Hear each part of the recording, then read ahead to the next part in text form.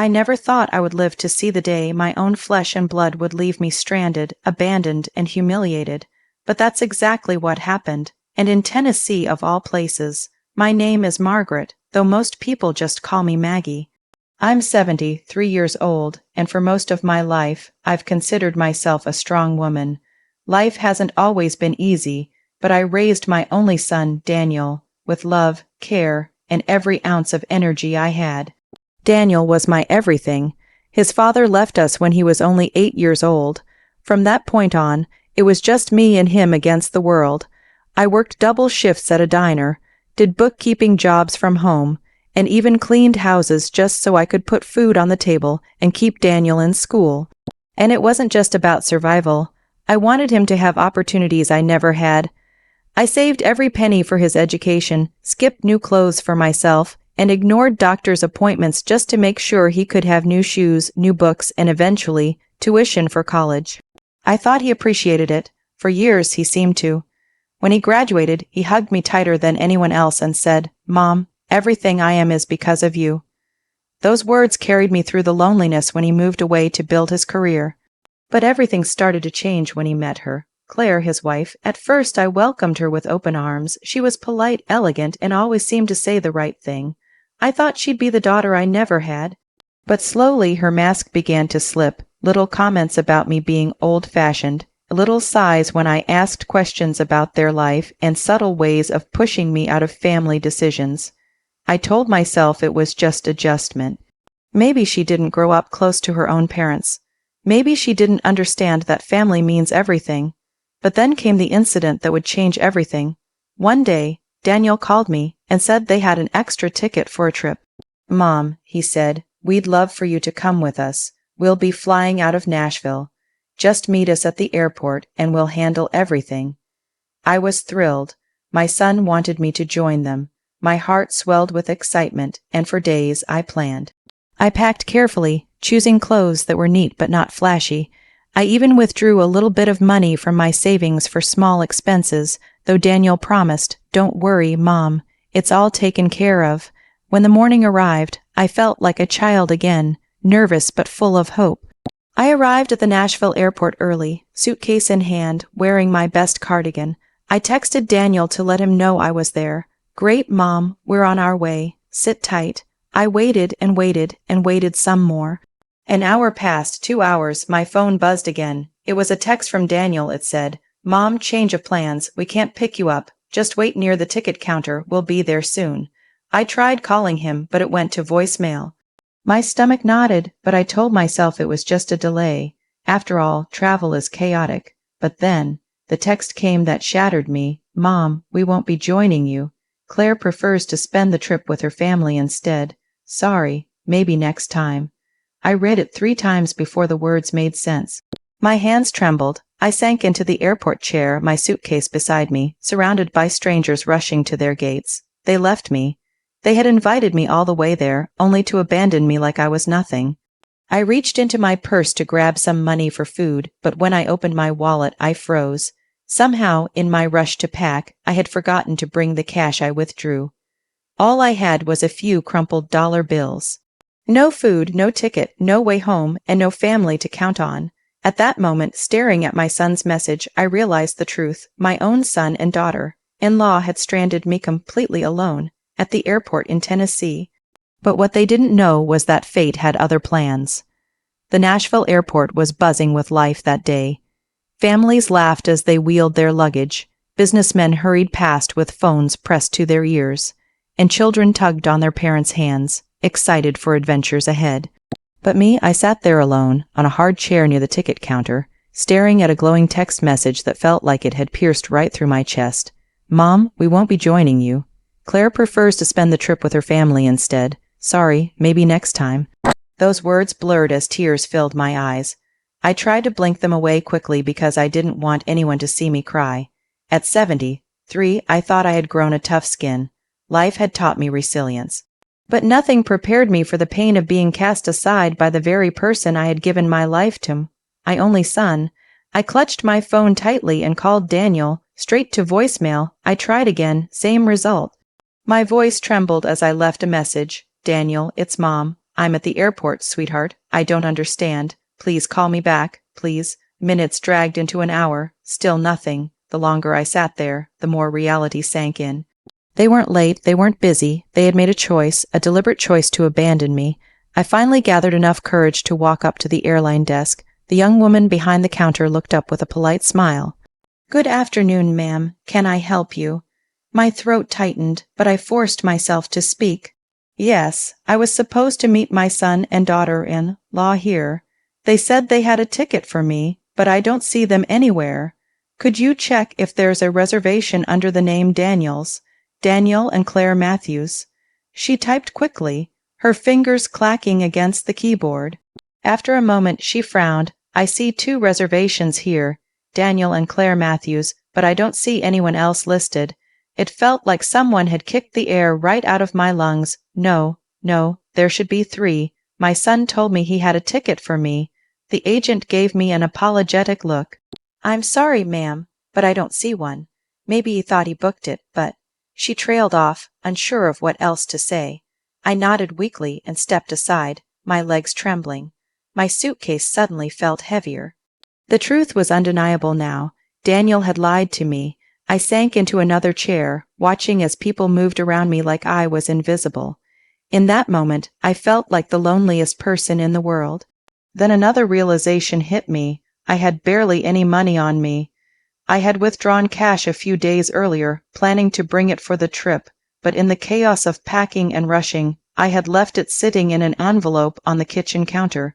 All I had in my wallet. It was about $7 and some change, $7 in an airport. I hadn't eaten all day, and the smell of food from the nearby vendors only made my stomach twist. A simple sand, which was more than I could afford. I wanted to call a cab to go home, but when I checked the rates, it was laughable. My home was nearly 2 hours away, and the cost was far beyond what I had. I thought about calling neighbors or old friends, but most of them were either too far or too old themselves to help on such short notice. I was stuck. I scrolled through my phone contacts, staring at Daniel's number again.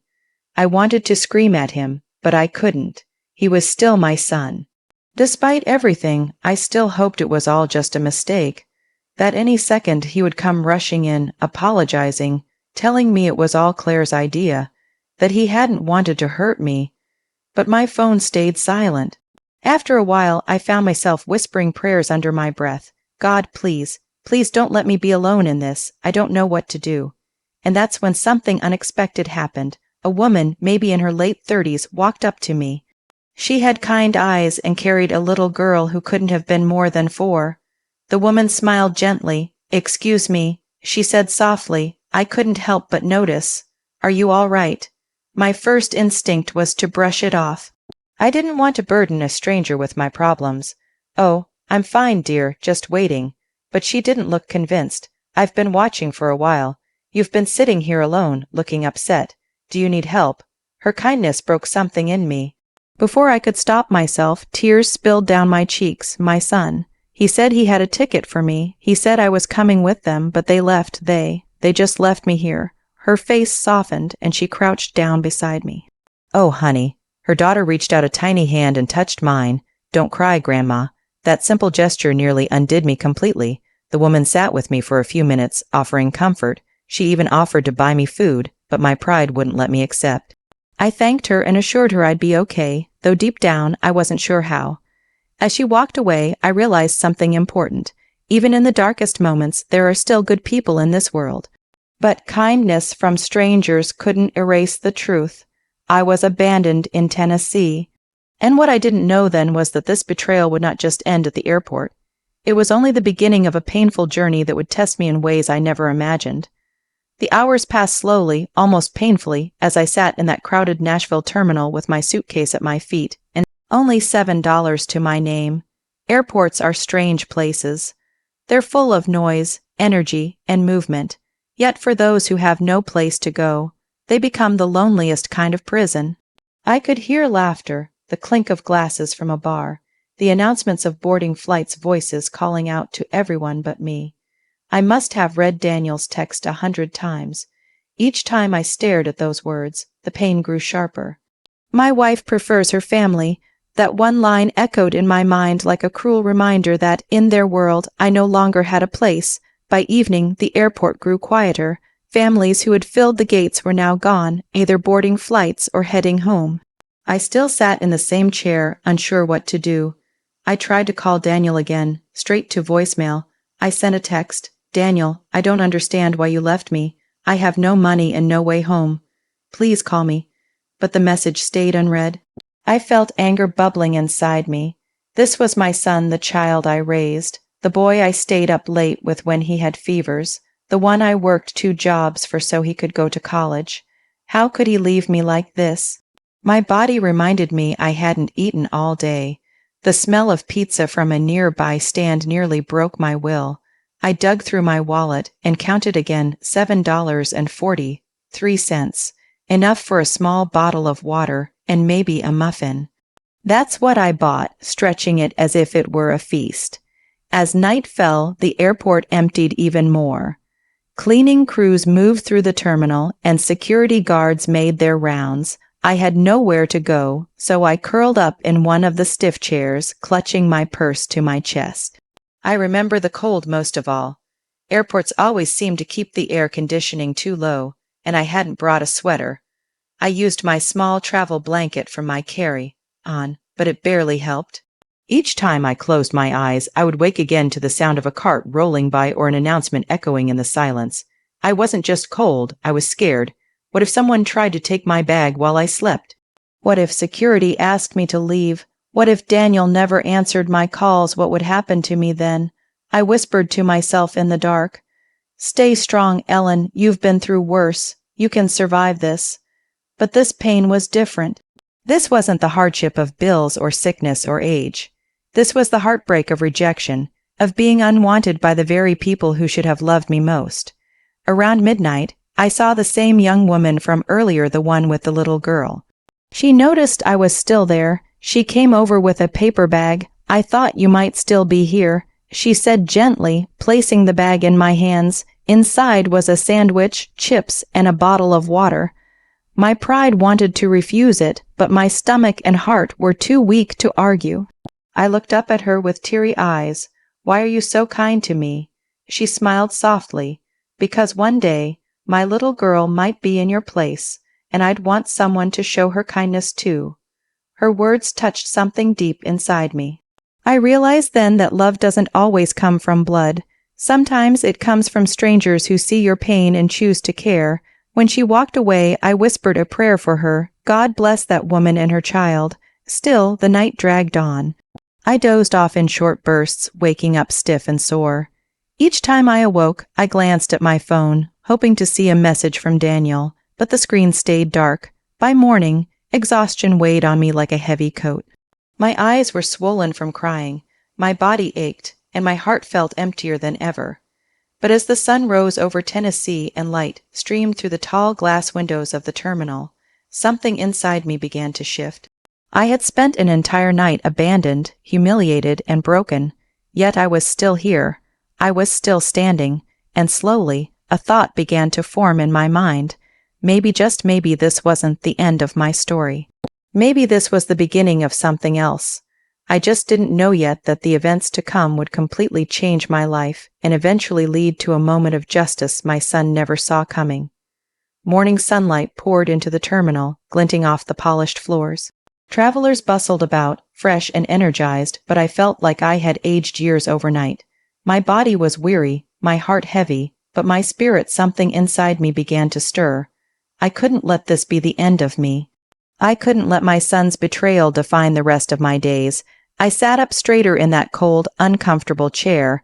I told myself, "Ellen, you raised a boy into a man. You survived widowhood. You worked through years of hardship. You are not going to crumble now." The kindness of the young mother the night before still echoed in my heart. Her words gave me a strange strength. Perhaps family wasn't only about blood. Perhaps family was anyone who saw you, who cared for you, who didn't leave you stranded when you needed them most. I decided then and there, I would not beg my son anymore. I would not send another unanswered message. Instead, I called Margaret, my childhood friend who lived 2 towns over. When she answered, Her familiar warm voice nearly broke me into tears. "Ellen, oh my goodness, are you all right? You sound terrible." And for the first time since that text from Daniel, I told the truth. I explained how I'd been abandoned at the airport with no money, how I had spent the night alone, and how my son had chosen his wife's wishes over his own mother. There was silence on the line for a moment, and then Margaret's voice trembled with anger. "That boy ought to be ashamed of himself. Don't you move, Ellen. I'll come get you myself." It took her nearly 3 hours to reach me, but when she did, I cried in her arms like a child. She drove me back to her home, tucked me into her guest room, and made me a warm breakfast. It felt like I had been rescued from the edge of despair. For the next few days I stayed with her, slowly regaining my strength, but my heart was still broken. I couldn't understand how Daniel, my only son, could be so cruel. One evening, Margaret sat me down. "You can't let this destroy you, Ellen. You're stronger than this. But you need to make a choice. Either you keep chasing after a son who doesn't respect you, or you stand up for yourself and let him face the consequences of his actions." Her words cut deep, but they were true. I thought about all the sacrifices I had made for Daniel. I had worked overtime shifts to pay his tuition. I had gone without new clothes so he could have what he wanted for school. I had even helped him with a down payment for his first home.